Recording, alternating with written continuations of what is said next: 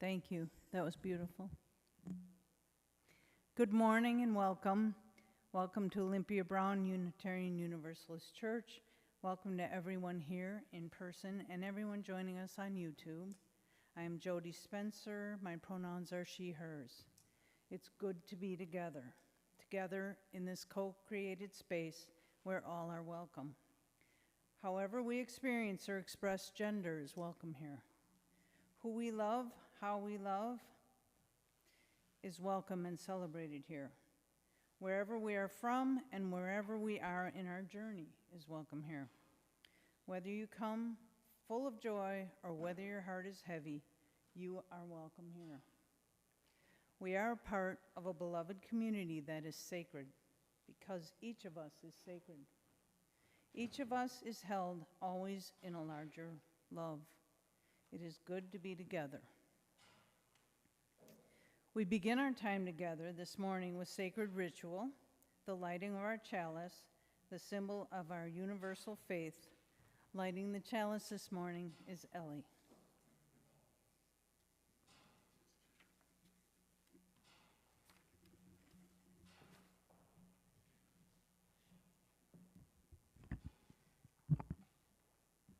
Hi, I'm Pastor Darren, he, him. Hear these words, hope as an act of resistance, Reverend Michelle Collins. In times when despair feels reasonable and cynicism seems wise, we gather to practice radical hope. Not passive waiting, but active defiance against forces that would diminish our humanity. Together, we choose hope as resistance, imagination as rebellion, and love as our most revolutionary act. Come, let us worship together. We are singing Building a New Way, 1017 in the Teal hymnal.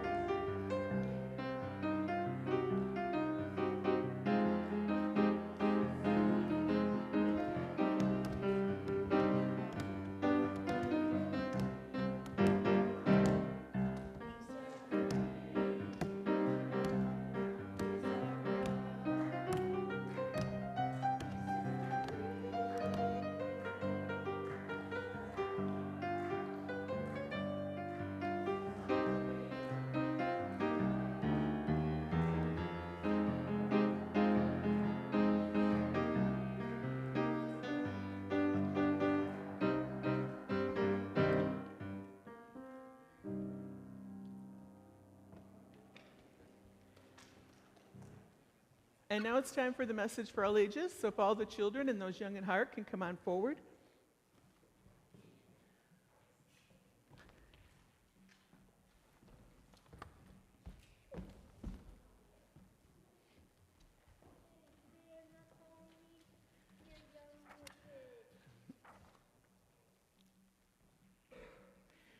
So today's book is called Hope in a Jar by Deborah Marcero. Llewellyn was a dreamer. He had his best dreams when he was awake. Quiet ones, loud ones, silly ones. He wanted to hold on to them somehow. So he found a way to put them in jars. One afternoon, Llewellyn hoped that someone might want to play. He wished for it so much that he decided to put his hope in a jar too. Then he noticed two other bunnies who might just be wishing for the same thing. Turns out they were. "Hello, I'm Llewellyn. I'm Vera. I'm Jax." Laughing with new friends made everything feel possible. As they walked home that night, Llewellyn's jar glowed extra bright. His wish had come true. "What is that?" his new friends asked. Llewellyn told them, and they made a plan to collect and share their hopes together. They started small. "I wish I could ice skate. I wish I could see a caterpillar turn into a butterfly. I hope to go to art camp. I hope to get a part in the school play. I hope to visit a faraway friend. Someday I will win a race and we'll be there to cheer you on." And those hopes opened the door to bigger dreams. I dream of going to the moon. I dream of being a photographer. I dream of being a ballet dancer in the big city. Soon, they had an enormous collection of hopes and dreams for the future. Do you see all their jars? Yeah. So many jars. Just then, the wind picked up and the sky darkened. One drop fell, and another, and another. It went on like that for a long time. It's flooding. Do you see that? And they're looking. Do you see them peeking out of the house up at the top? When it was safe enough to venture out again, nothing was the same. Then they remembered their jars, but their collection was gone. Doubt's long shadow circled them. What was the point of dreaming if everything could be lost? Then Llewellyn saw something. It was from their collection, and inside something fluttered. It looked a lot like hope. They still had each other. And together they found a way to start again. Are they going to leave all their jars in the woods anymore, do you think? No, what'd they do? Yeah, they built a shelf. One jar at a time, they dreamed new dreams. I learned to hope how to swim. I wish I could hold a baby chick.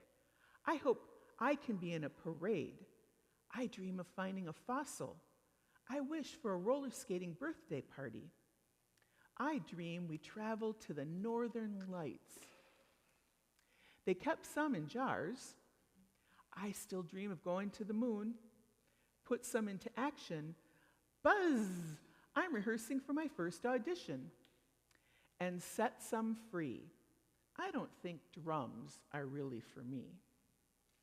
And they set them free to make room for the unexpected. See all the dolphins?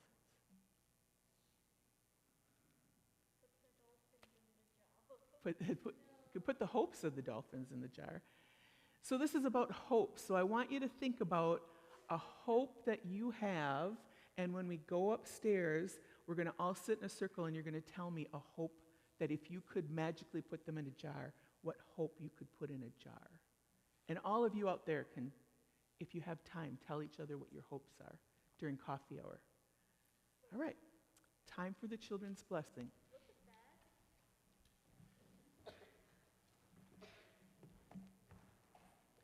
We are blessed. We are blessed by being. We are blessed by being here. We are blessed by being here together.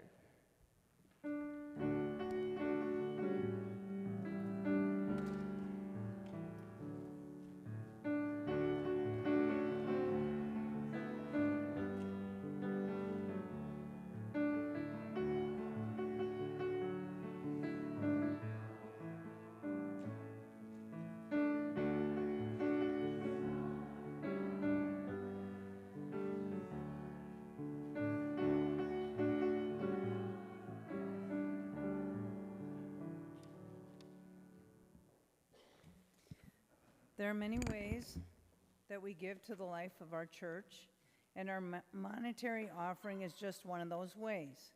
Each month, we partner with a local organization that is doing really great work in our community, and we share the money that we gather. Our partner for the month of December is HOPE, Help for Orphan Pets Through Education. Here today to tell us about HOPE is Daryl Peterson. Daryl, you're welcome to come up.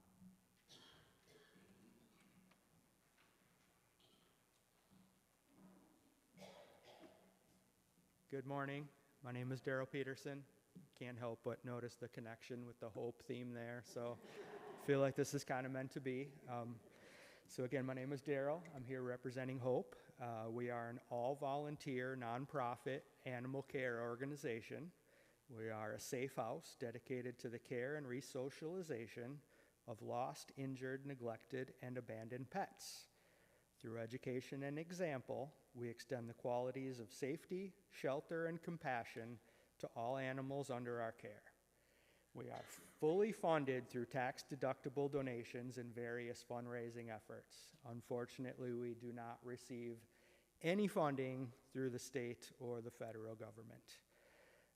HOPE has been around for more than 30 years, and we continue to save hundreds of lives annually. We take in animals that have been abandoned, mistreated, or suffer from injuries. We then give them the medical attention they require, including vaccinations and spay or neutering. Once ready, the animals are rehomed through our adoption process. HOPE does not take in animals from the general public, but rather ones that meet the above criteria or on death row at humane societies or animal shelters across the country. We try to assist in giving back to our community through various efforts, such as our yearly pet supply drive, focused on helping people keep their animals in their homes. We've recently expanded this program by making pet food and other supplies available to struggling families throughout the year. We are also proud to be participants of our local Veteran Stand-Down event. We work tirelessly to make sure all donations go directly to our goal of helping vulnerable animals find and stay in their loving homes. This can only be achieved through special people like you and our other donors. Quick note, we are always in need of caring fosters. In fact, fosters are entirely crucial to our program. We cannot do what we do without their help. As a foster, you will treat the animal as you would your own pet. HOPE covers all medical costs and can provide all the necessary food and supplies. All you really have to do as a foster is provide the love. We are also always in need of animal lovers to volunteer around the office or at various events. From computer skills and fundraising ideas to animal transport or help with PR and promotions, there are plenty of opportunities to people to help out. We could not accomplish our mission without the hard work of all of our dedicated donors, fosters, and volunteers. The more of all of these we have, the more lives we can save. For more information, please visit our website at hopesafehouse.org, follow us on Facebook, or stop by our office at 1234 Lathrop Avenue. I thank you so incredibly much for your time, your kindness, and your generosity. I hope you all have a blessed day.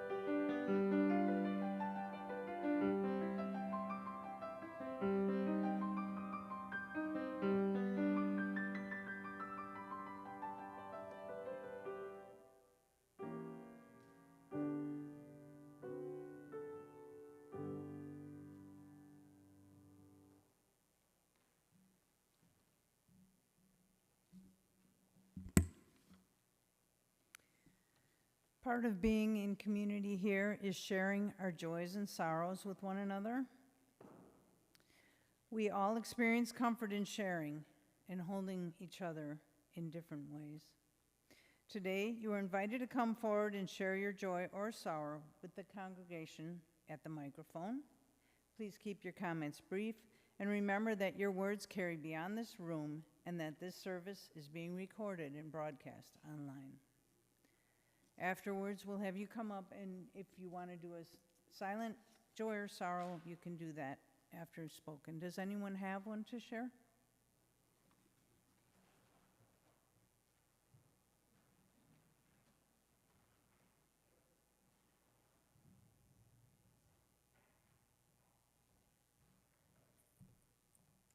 Good morning. I'm Lisa Skopatak. My mother, France Scott, is the oldest of 4 girls who lost their mother at a very young age. Mom was not yet 8 and the youngest was 2. And under her loving guidance, the 4 sisters were very, very close. And each year, for 2 weeks in the summer, Mom and Dad opened their house up to Leona, the one sister who moved away, and her family. And it was the excitement of the summer, not only for our household and the cousins, but the whole neighborhood turned out to welcome the Shahanis. And we had so much fun. So this weekend, I want you to please welcome, with as much love and joy as I feel, my cousin Ray, who's come from San Francisco to visit us for just the weekend. Ray Shahani, we love you and thank you for coming.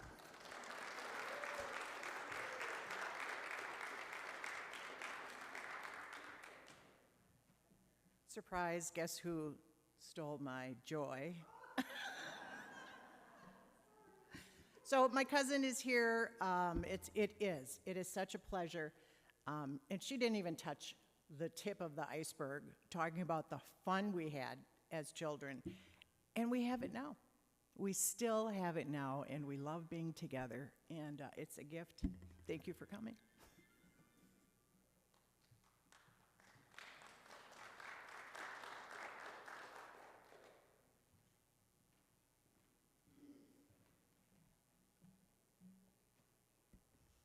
Hi, I'm Jay. I changed my pronouns to they, them.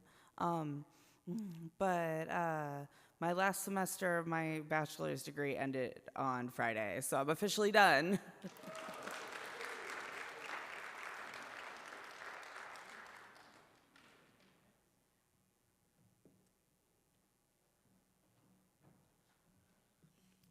Hi, I'm Joe Pooleroy, and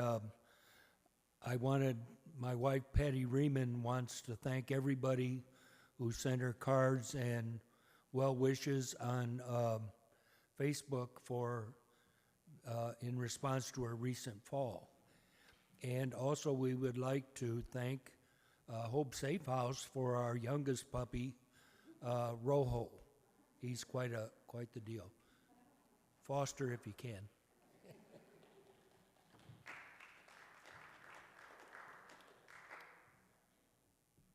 Does anyone else want to come up and speak of joy or sorrow?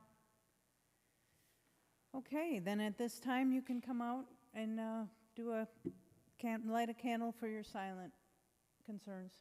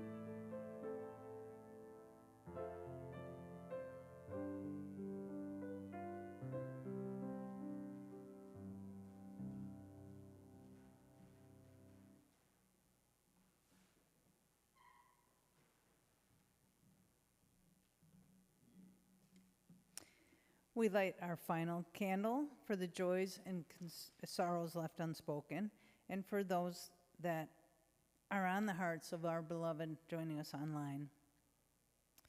And now we may sing There Is a Love.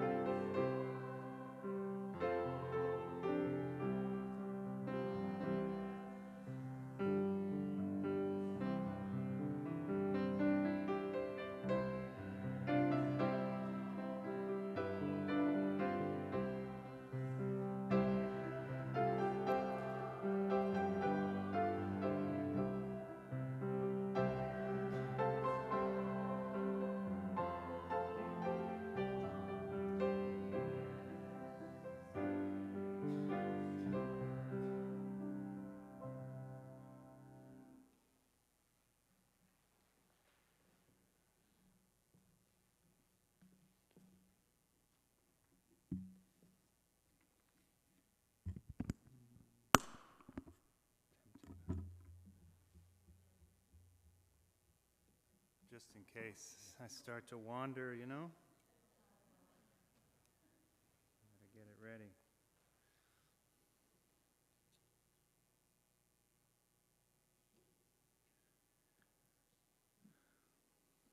All right.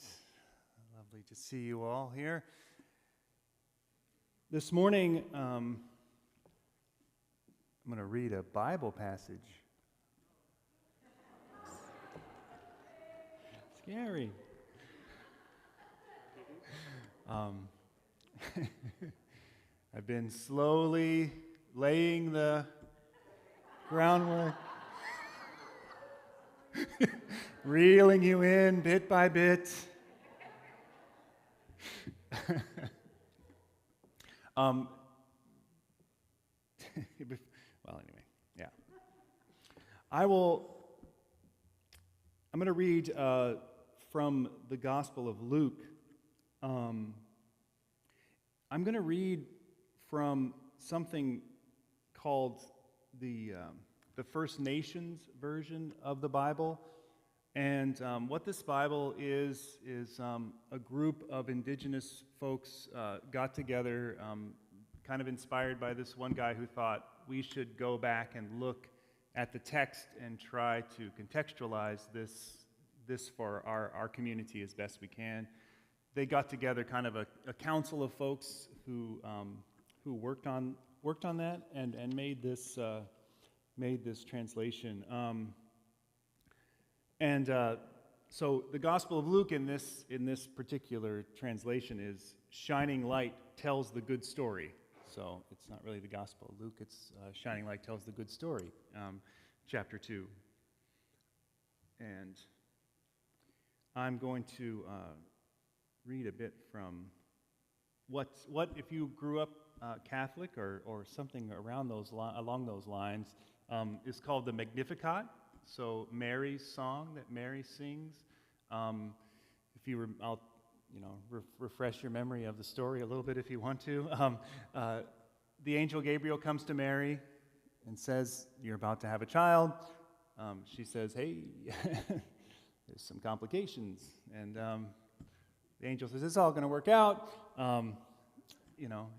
Basically that's the gist of it. But after she finds out that, yes, she's really going to be pregnant, and the people around her are probably going to have a lot of questions and maybe pick up some rocks, somewhere in between those extremes.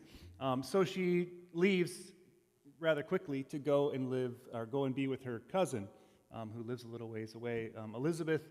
And as she gets close to Elizabeth, Elizabeth says to her, "I'm so excited that you've come. The baby inside of me just jumped whenever you got close. I heard it kick. I felt it kick whenever you got close. And she says these words to her about how you must truly be blessed, and this must be a great thing that's about to happen to you, because my baby is, jumping in my womb just by seeing your presence. And so then, in response to that, Mary, as we have come to know her, sings a song. In this version, this section is called the Song of Bitter Tears, because Mari in the Hebrew, it means bitterness or weeping. So she is known in this version as Bitter Tears. So this is the Song of Bitter Tears, and they also offer these little stage directions, almost like little additions to the story in italics. So if you ever want to go read the version. You probably don't want me to read any more Bible stories in front of you because it took me so long to get to the reading. Understood. Sorry about that. Okay. The Song of Bitter Tears. When Bitter Tears heard this, she was filled with gladness, and her words flowed out like a song. From deep in my heart, I dance with joy to honor the Great Spirit. Even though I am small and weak, He noticed me. Now I will be looked up to by all. The Mighty One has lifted me up. His name is sacred. He is the great and holy one. Her face seemed to shine as she continued. He shows kindness and pity to both children and elders who respect Him. His strong arm has brought low the ones who think they are better than others. He has brought down the proudful from their high thrones and lifted up the lowly. She smiled, looked up to the sky, and shouted for joy. He prepares a great feast for the ones who are hungry, but sends the rich away home with empty bellies. He has been kind to the tribe of wrestlers with Creator, who walk in His way, for He has remembered the ancient promises He made to our ancestors, to Father of many nations, and His descendants. When she finished, they both laughed with joy. With hearts full of gladness, they told each other their stories. This morning, in the Christian tradition, is if you probably can't avoid the little candles over there, right? So this is known as the Sunday of Joy. We light the pink candle, 2 purples and 1 pink. It's a fun thing to go through, all the time. Which one is the pink? When am I doing? Anyway, that's why I wore the sweater today, to help everybody know, hey, it's pink time, right?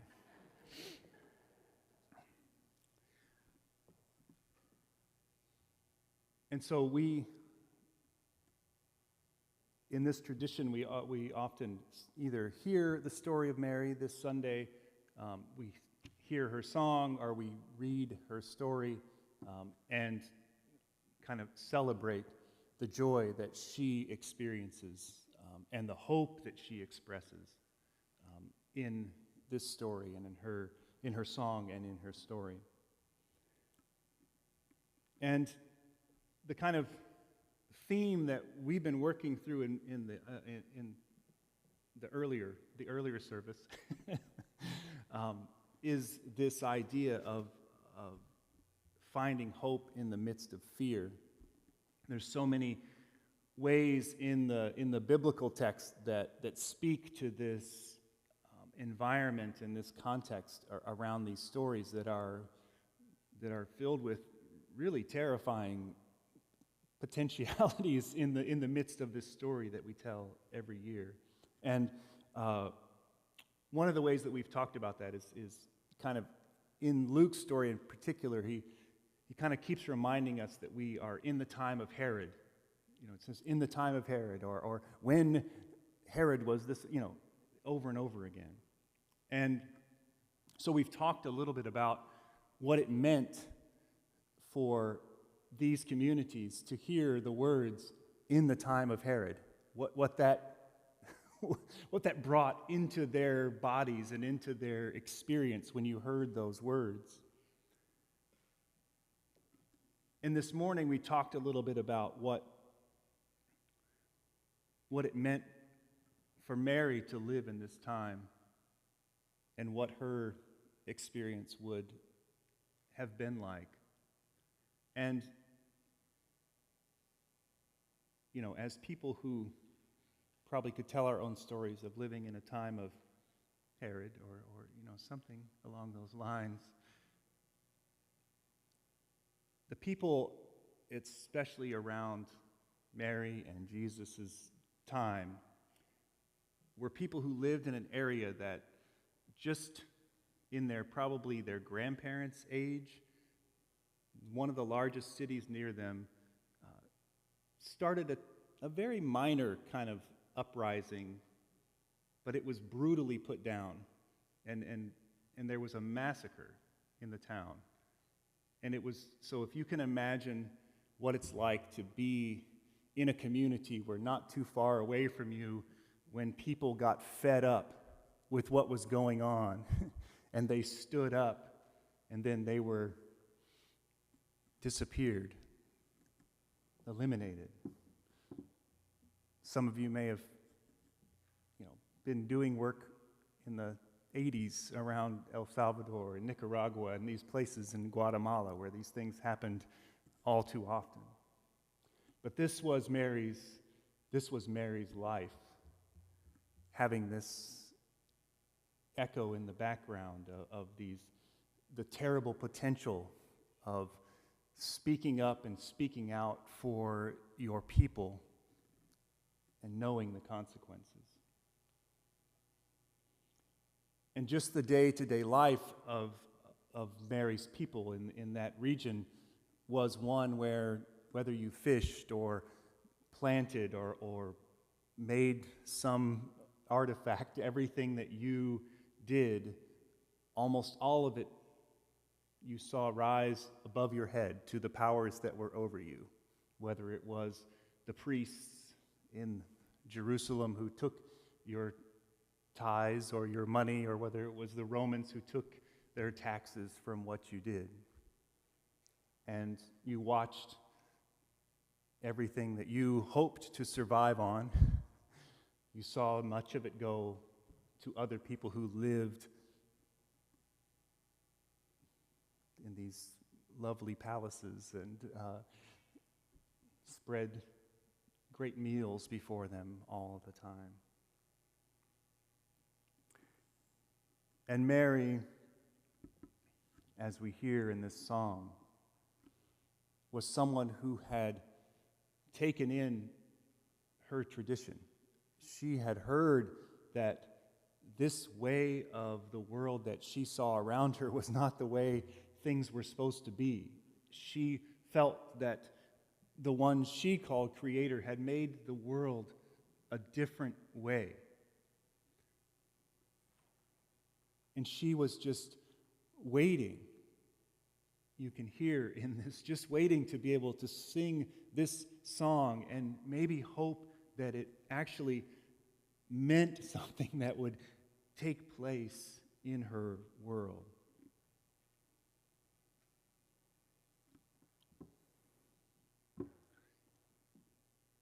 I know from talking to many of you and meeting you and hanging out with you in different circumstances than standing up in front of you, that we all are in this time of maybe we haven't quite seen the massacres around us, but we know that they're taking place in our name, in some place where Mary was born some years ago. We know that the threat of them is taking place right now in places not too far away from Nicaragua and Guatemala and Venezuela. And we know that for us, this vision that we have of what the world is meant to be, and inclusivity of it, the equity of it, the love that is supposed to be the foundation that is all around us seems to be beyond our reach. It seems to be distantly fading into some just mirage maybe that we that we have dreamed up a long time ago, and faces, I don't even know what you would call it, what it faces, but it's the time of Herod is here again.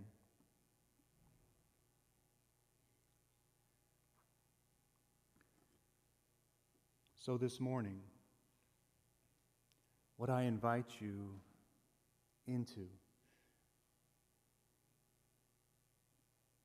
is that sense that we have when we remind ourselves that there is a love, right? That sense that we have even when all that we can do is, angrily get ready to throw our shoe at the TV or whatever it is, because we know that it's wrong. We know it's going the wrong way. Whatever that thing is that keeps you connected, that speaks to you about what you know is right and good and the way that the world is supposed to be. Let it be something that kicks in your belly. Because for Mary, with all that's going on in her world, all that could go wrong in her very young life because of those around her, when she feels that kick, what else is she going to do besides live into what she's being called to? Besides sing a song that says, I know that those who are stealing all of my stuff are going to one day have to give it back. I know that those who are hungry now will have a table spread before them. They will be fed. This is the world that I believe in. This is what is good and right and true, and I know it. And I can do nothing except for nurture it as best I can inside me, sing of it wherever I go, and be filled with joy when I encounter someone else whose belly is kicking at the same time.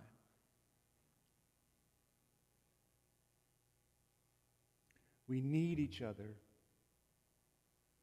We need each other right now to continue to nurture the things that we know need to be nurtured. We need each other to sing the songs that need to be sung. We need the people to prophesy like Mary that another day is coming, another world is possible.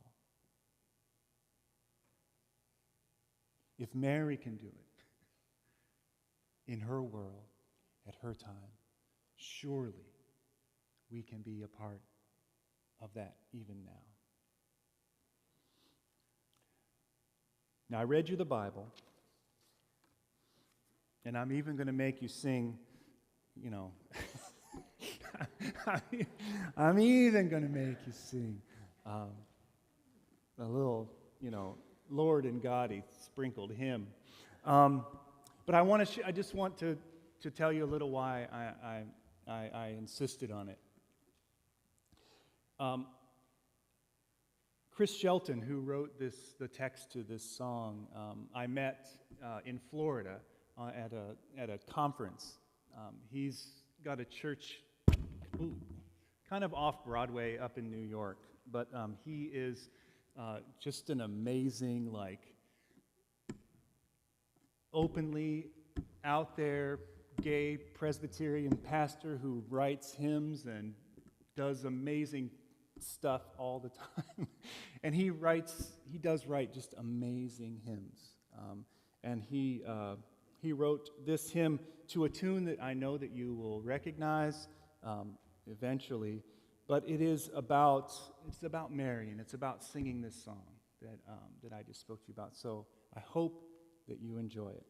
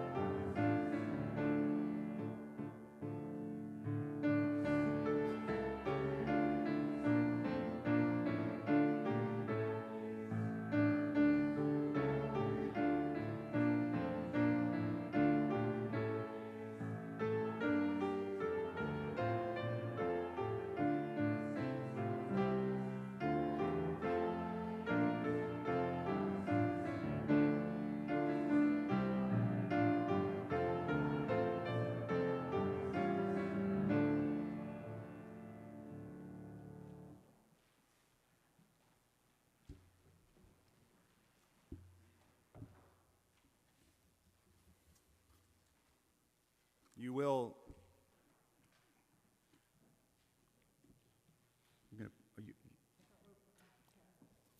I'm happy.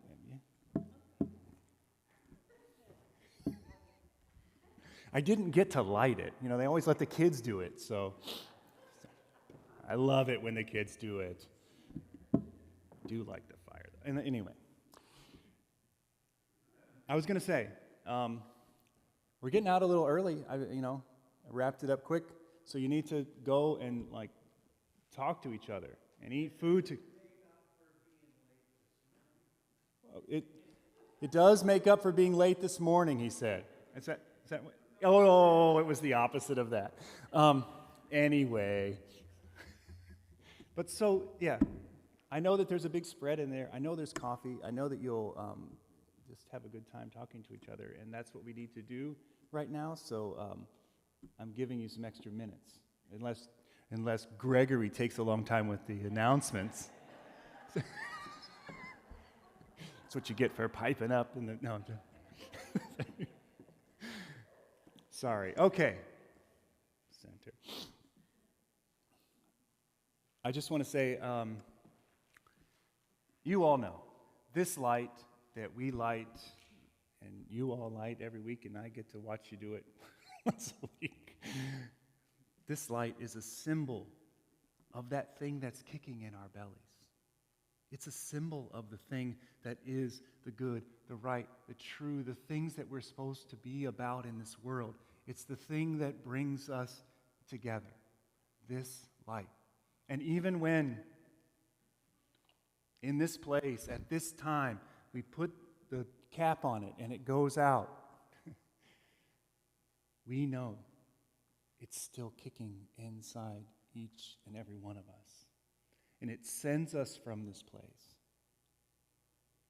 filled with joy, filled with love, filled with a call and a vocation to do what we need to do in this world.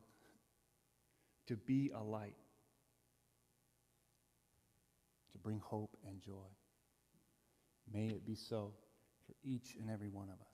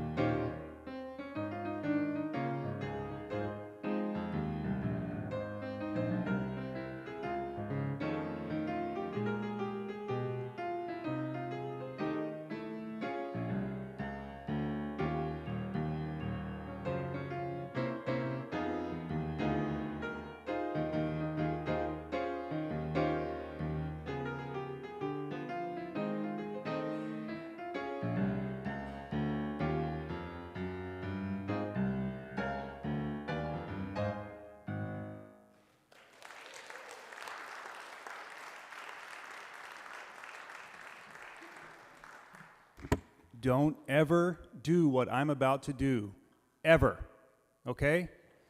Thank you. This Tuesday at noon, we're having a program about Venezuela, and there's Venezuelan food. You're all welcome if you want to come hear about it. Tuesday at noon. Don't do this. It's really bad to do.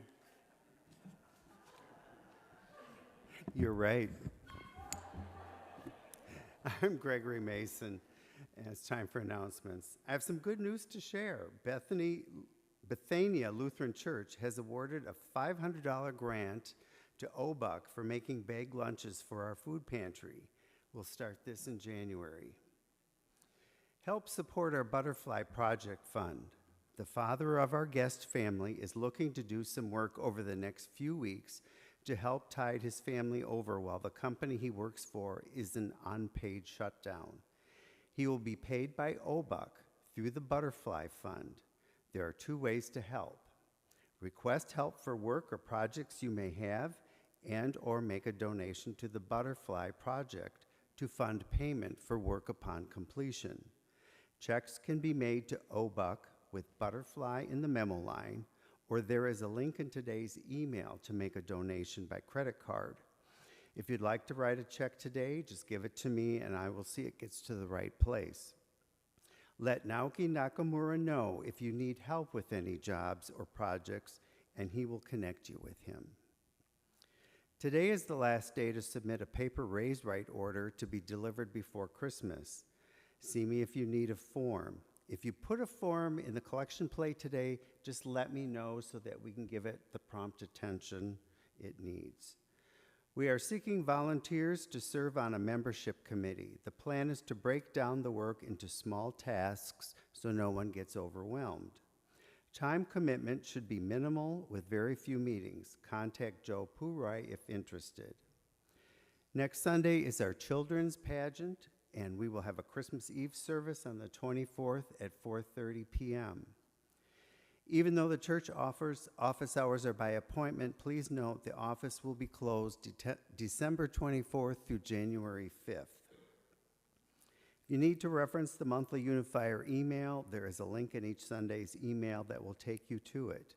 Be sure to check your monthly and weekly emails for more information on some of these announcements, along with community announcements and other news that are not announced here in church.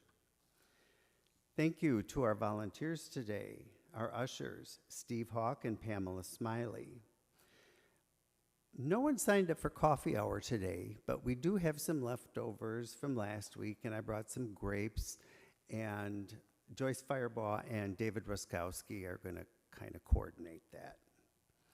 Our Zoom host, Mary Graham, and our cell phone monitor for latecomers, Jen Simpkins, sorry, Jen.